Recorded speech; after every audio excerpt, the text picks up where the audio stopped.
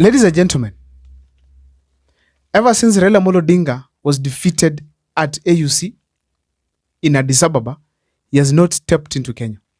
He has not stepped in Kenya. But recently, that's today morning, I bumped into a photo of him and some other close allies in Dubai. And they had a meeting there. On this video here today, I want to do an extensive analysis on what these people could be discussing or what was the motive of that meeting in Dubai.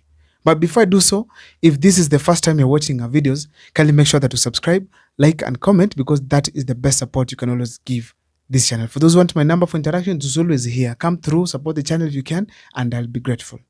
Now, let me dive into the topic today. Raila was with some other leaders, but amongst them was Shabal, Joho, Arati, and Junet. Now, let me talk about Junet first. Junet being close to Raila Amolo Odinga in meetings, it happens. It's not a surprise. He was there when they were having a meeting with Uhuru Kenyatta for handshake. He's the first person to appear there. And ever since, he has been the close guy to Raila Amolo Odinga. So in a nutshell, even the campaigns, we saw him very closely. So in a nutshell, Junet Mohamed being in that meeting was not a coincidence. It was basically supposed to be there. So we know very well that Junet Mohamed being a close ally of Raila Amolo Odinga, it is normal. But now there are these three guys I want to talk about. That is Shabal, Jamal. Then we have Joho and Arati. What were these people discussing that necessitated the presence of Joho, Arati, and Shabal? Why was Raila calling these people? Yet there was no single Luo leader present. Not Opiyo Wandayi, not even Mbadi, not Gladys Wanga. It is just him and those people. All of them not from Nyanza. Why am I speaking so? This was a strategy that Raila Amolo Odinga is setting. On what basis? All these three guys. First of all, let me remind you that Raila Amolo Odinga is sure. He knows what to do, Ruto, to get the support from Luo Nyanza. He knows. He knows what to do. And already had done some things. He has done some things. One of them being the appointments of Opiyo Wandayi and John Mbadi to William Ruto's government. And the elevation of Gladys Wanga. And soon you're going to see more appointments going to take place in Luo Nyanza. So he knows what to do. And he probably has done some of these things. So he knows how to get the support of William Ruto, in Luo Nyanza. He knows. But the trouble Raila Amolo Odinga is getting, it's how to ensure that the same support is being given from Coast, from Gusii, and probably, as we speak today, from other regions that are shaky. And that was the motive of this meeting that he had in Dubai. Because when he goes to Ruto to negotiate for some one or two things, even deputy president seat, he has to give tangible evidence that I have this, and that who are going to come on board to ensure that we have gotten the seat. So therefore, he has to bring numbers on board. Then why are the three? First of all, if they are vulnerable people in ODM, it is these three. Remember the history of Joho. There's a time he wanted to quit ODM when he was not announced as, I think, the Secretary General or some party leader or something. Until the meeting was disrupted by what we call Men in Black. In that meeting, Ababna Mwamba was to be selected. It didn't happen. Joho, Ababna Mwamba, and some other people threatened to quit ODM. After that, Ababna Mwamba retained the seat, but the seat was, the roles of the seat were also done what we call, were reduced. So you realize that Ababu is in office, but he does not have roles to do. That's why Edwin Sifuna came in. Then, Raila, to maintain the cost, he brought Joho closer. So therefore, we have to know very well that if there's somebody who is vulnerable, in mind, it is Joho. Joho is not that loyal as people think. He's simply riding for some opportunities. He's a guy, if you don't give him that and this, he does not support you. So the fact remains, I speak today, Raila Amolo Odinga had to talk to him. Because other regions have supported Raila Amolo, are supporting William Ruto. But the cost is yet to come out clear. The leaders are speaking, but the wananchi are quiet. Then you ask yourself, is William Ruto going to get support from there? So Raila Amolo Odinga has to reassure Hassan Joho and also lay a strategy on how to get votes from the coast region. Apart from that, imagine William Ruto in the morning decide to buy Hassan Joho and says, Joho, from today you are my man. Joho will stick to William Ruto and there's nothing for him to lose because Raila is aging. And Raila knows very well if William Ruto goes for Joho early enough, meaning that Raila Amolo Odinga's influence is going down. It's going down. Meaning that Raila Amolo Odinga's command cannot be felt in the government at all. So he has to ensure that he has stayed with Joho. Stay with Joho closer so that it can be very clear that for William Ruto to get to the coast region, he has to get through Hassan Joho, and that Hassan Joho is under Raila Amolo Odinga. So he has to get through Raila Amolo Odinga.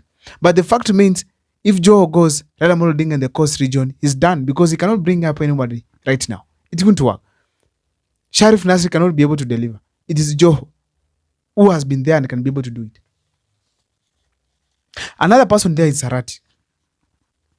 As we speak today, Simba Arati has already threatened that Gusii region might have a different outfit come 2027. Not just him, but many other leaders.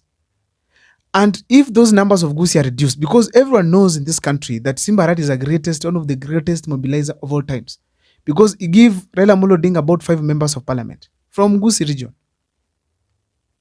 Actual Kisii County. 5 from Kisii County. Because before, Raila Amolo Odinga had never gotten a member of parliament from ODM in this county, that is Kisii. Because at that time, Ongwae could come as the governor and the women rep. But the rest of the leaders, nobody cared. But if Arati's entrance brought all those leaders to government. So he added numbers to ODM. So as a result, if the Gusii region comes up with a party, and then this party decide to take the 9 from Kisii and the 5 or 4 from Nyamira, that's members of parliament. That means the numbers of Raila Amolo Odinga will go down significantly. Will reduce significantly. And he will not have a big influence in government the way he thinks. So he has to ensure that he has brought Arati closer, maintain him, and ensure that he has performed. I mean, he has delivered William Ruto's presidency. He has ensured Arati does not quit and join Matiang'i. That is the call. But the fact remains, the Gusii people are speaking this different language. We don't want the ODM region around. We want to establish our party and move forward. I'm going to do an extensive video on that later on. Now, let me talk now about Shabal. Shabal is another unique guy. This is a billionaire from the coast region. And one of the people who is benefiting from William Ruto's housing project, it is Shabal. He's having contract right, left and center. He's building houses as we speak in the country and getting paid by government. That's a huge tender. Shabal getting these contracts is like Raila Amolo Odinga is benefiting. Seriously. Shabal is a beneficiary of the ODM party because he was chosen to join IALA. That means very well that person is close to Raila Amolo Odinga. But now the fact means that if William Ruto goes for him and leaves Joho, Shabal has a huge influence within the coast region. It's not like Sharif Nasr. So if they take such billionaires, Raila Amolo Odinga's muscles financially and politically will reduce, will shrink slightly. And that will not give him the bargaining power in William Ruto's government. And basically, that's William Ruto's strategy against Raila Amolo Odinga. So the fact means he has to maintain Shabal together. Because someone could be asking, why do we have Joho and Shabal in the same meeting? Yet they're all from Mombasa. That's the fact. He wants to maintain them so that nobody takes them from him. To simply be able to have more power to control William Ruto. To control William Ruto. And that is the plan. So therefore, he is simply having them on power. He was having this meeting for few things. One, solidification of his bases to ensure that these kingpins are there, so that when we go to those regions, he's able to mobilize those people and all of them to vote behind President William Samoei Arap Ruto. So the major intention is to deliver William Ruto in 2027. To deliver the presidency to him. Another reason I feel also these people met is the government formations. As we speak today, there are government formations that are taking place. There are going to be appointments, right, left, and center. There are going to be appointments, yes, we know. Reshuffling of cabinet here and there to fit Raila Amolo Odinga inside because the mountain is gone. You've seen what is happening in the National Assembly. In the Senate. The National Assembly is going to face the same reorganization. And as a result, we're going to realize that ODM people are going to benefit. So they have to reorganize and ensure that they are strategizing. And probably you are going to see seats being given right, left, and center. And that is what they're doing to ensure that they have solidified the base. That is for now. Also, they have to plan for 2027. In case William Ruto is going to take a deputy president from their side, who is going to be the deputy? So they have to sit down, strategize, and have the same thinking as they go to William Ruto.